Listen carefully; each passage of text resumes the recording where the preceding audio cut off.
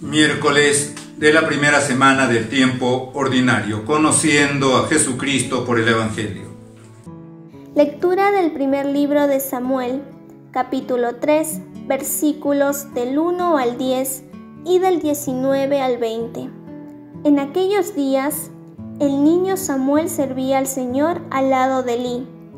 La palabra del Señor era rara en aquel tiempo, y no abundaban las visiones. Un día, Elí estaba acostado en su habitación. Sus ojos empezaban a apagarse y ya no podía ver. Aún ardía la lámpara de Dios, y Samuel estaba acostado en el templo del Señor, donde se encontraba el arca de Dios.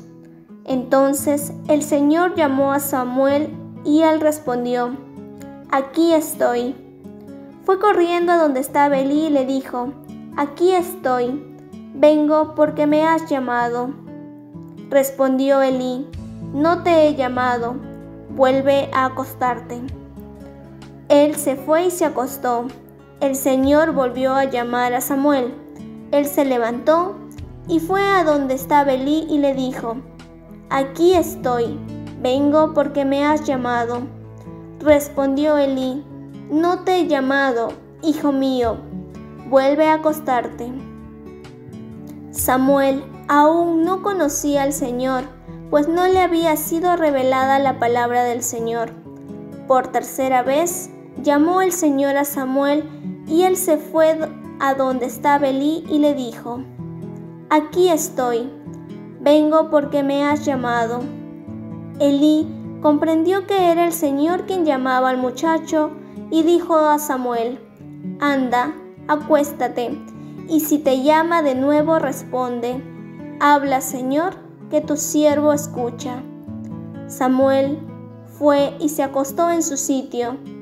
El Señor se presentó y le llamó como antes: «Samuel, Samuel». Él respondió: «Habla, Señor, que tu siervo escucha».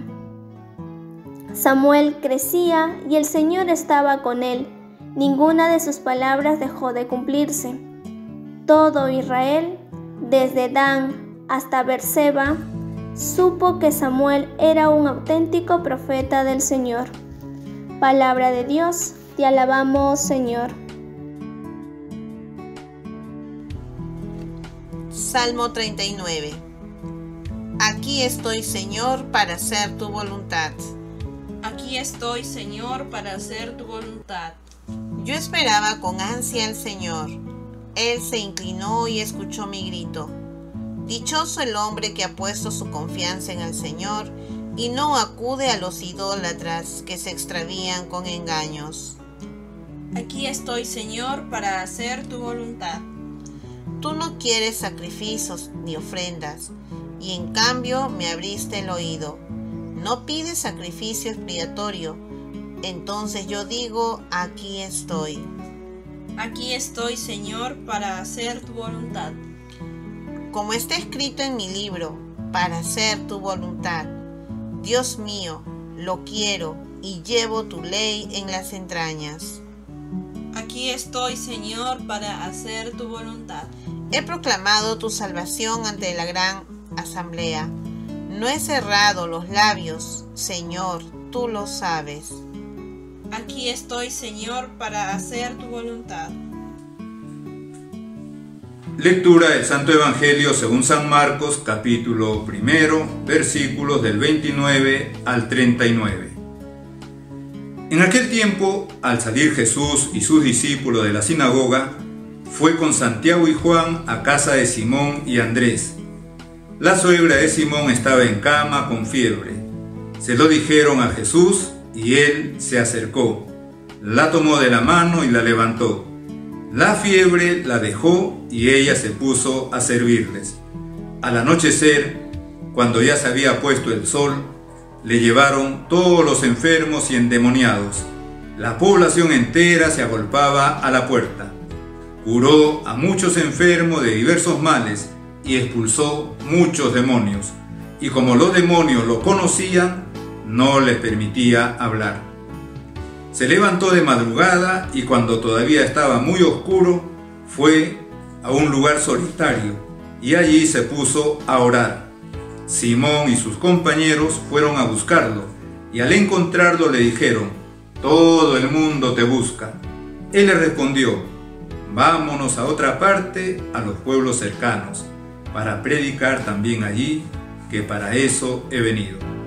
Así recorrió toda Galilea, predicando en las sinagogas y expulsando a los demonios. Palabra del Señor.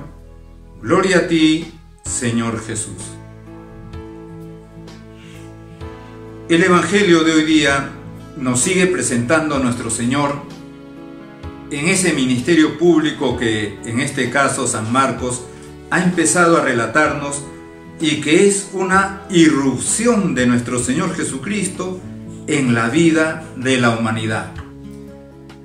Una irrupción a través de su propia vida, actos, gestos, acontecimientos, palabras, milagros, como había irrumpido 30 años antes con su nacimiento. Ahora lo vemos, lo acabamos de decir, irrumpiendo en nuestras vidas con todas estas cosas, con su propia vida. Y por eso nos cuenta San Marcos que nuestro Señor, como ya lo hemos escuchado el día de ayer, había estado en una sinagoga. Había predicado de tal manera que la gente se preguntaba por esa forma de enseñanza, que la gente se asombraba, se quedaba estupefacta por su predicación, por su enseñanza, por la autoridad con que enseñaba. Y ahora San Marcos sigue contando que salió Jesús de la sinagoga y se fue con Santiago y Juan a la casa de Simón y Andrés.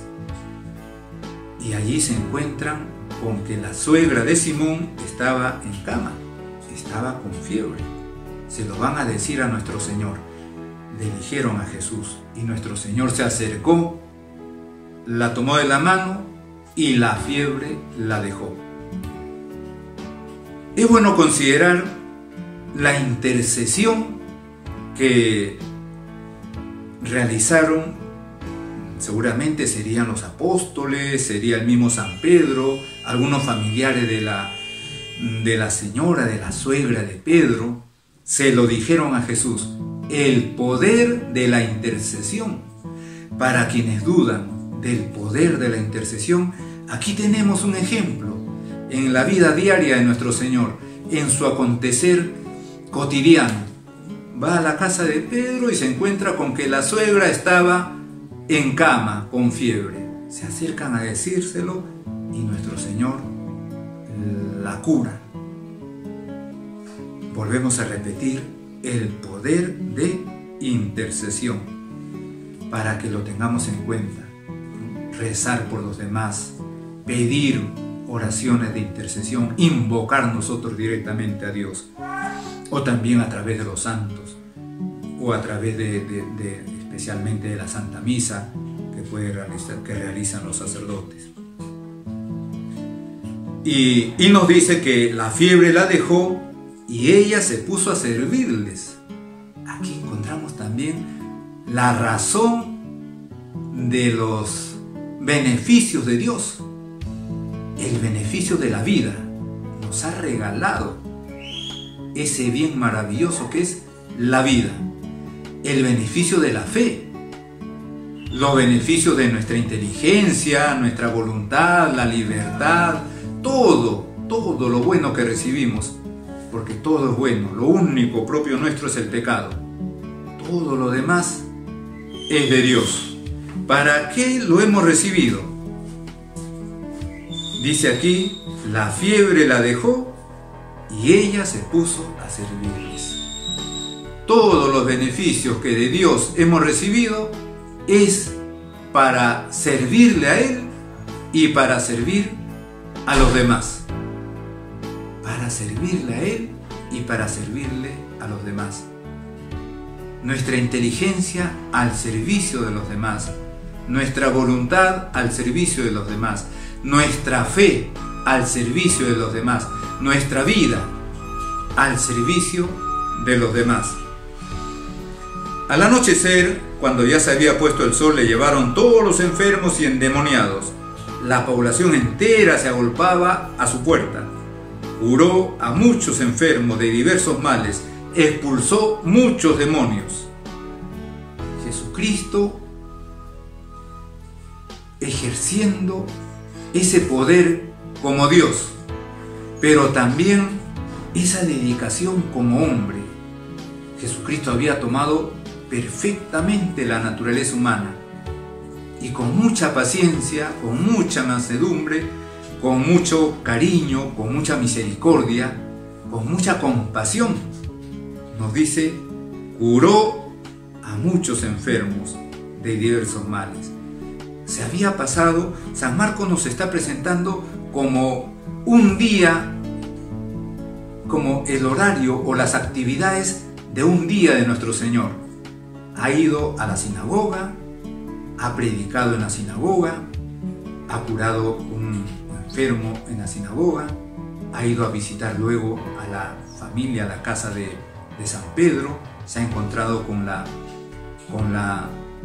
suegra de Pedro, pues enferma, la ha curado, se ha quedado seguramente ahí a comer sus alimentos porque ella se puso a servirles, y luego la gente se ha enterado y han acudido donde estaba él, y él con mucha paciencia ha empezado a atenderlos, a curar a enfermos y a expulsar demonios.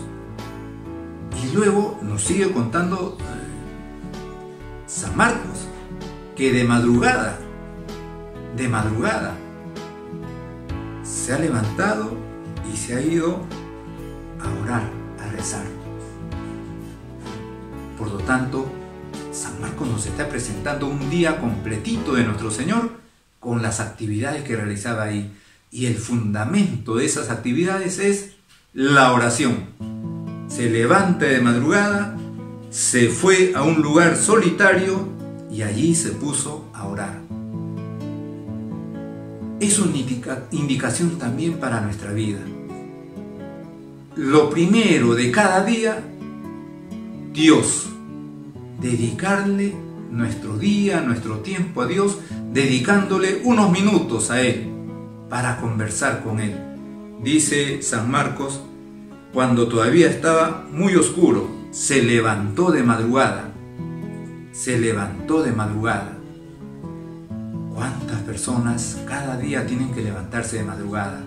Pero muchas veces los afanes no son los afanes espirituales, sino afanes meramente, netamente materiales.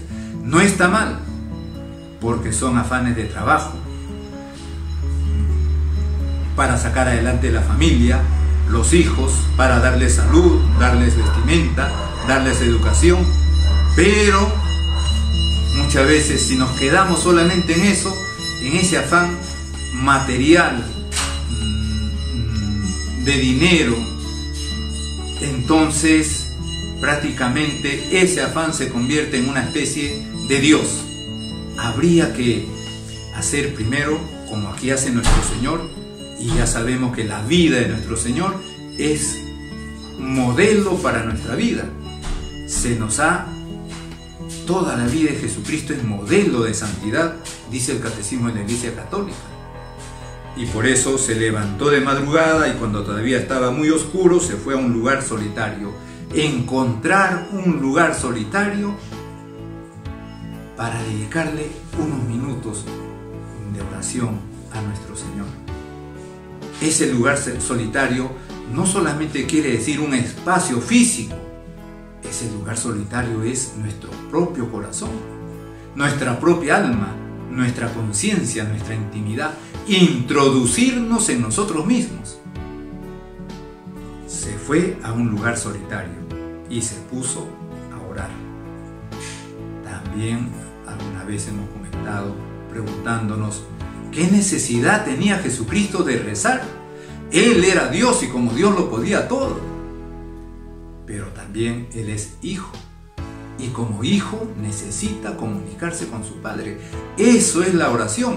Comunicación, diálogo, conversación. Hablar con Dios. Jesucristo necesitaba hablar con su Padre Dios. El Evangelio, y después es muy significativo lo que sigue después, porque los apóstoles están buscándolo, lo encuentran, todo el mundo te busca, le dicen, y Jesucristo les va a responder un poco enigmáticamente: vámonos a otra parte, a los pueblos cercanos, para predicar también allí, que para eso he venido. Pero si todo el día anterior se había pasado, pues ya predicando en la sinagoga, como hemos recordado, expulsando un demonio en la sinagoga, un espíritu inmundo, curando a la suegra de Pedro, sanando a mucha gente y expulsando muchos demonios que se habían acercado ahí a la casa donde estaba nuestro Señor. Es decir, una actividad con la que beneficiaba a muchas personas, especialmente con los milagros. Y de pronto nuestro Señor nos dice: vámonos a otra parte, a los pueblos cercanos, para predicar también allí. No dice para realizar milagros, dice para predicar también allí. Y luego va a insistir que ha venido a predicar, que para eso he venido. ¿Qué ha pasado? Algo ha tenido que pasar en la oración, porque recordamos que nuestro Señor estaba desde la madrugada en oración.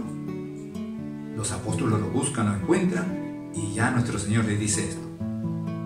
Entonces, podríamos deducir, ya es una deducción que podemos sacar de esto. En esa oración podríamos imaginarnos a nuestro Señor muy contento, con ese contento del alma, de su naturaleza humana, de haber traído la alegría, la felicidad, el consuelo a tanta gente, consuelo físico, corporal, también seguramente espiritual, pero haber sanado a tantas personas, haber expulsado demonios y dejados a aquellos endemoniados, a aquellas personas sometidas por el demonio ya libres del demonio, haberle contado todo esto a su Padre Dios, haberle dicho la necesidad que tiene el mundo de ser sanado físicamente, tantos enfermos en aquellos tiempos, en las circunstancias de aquellos tiempos.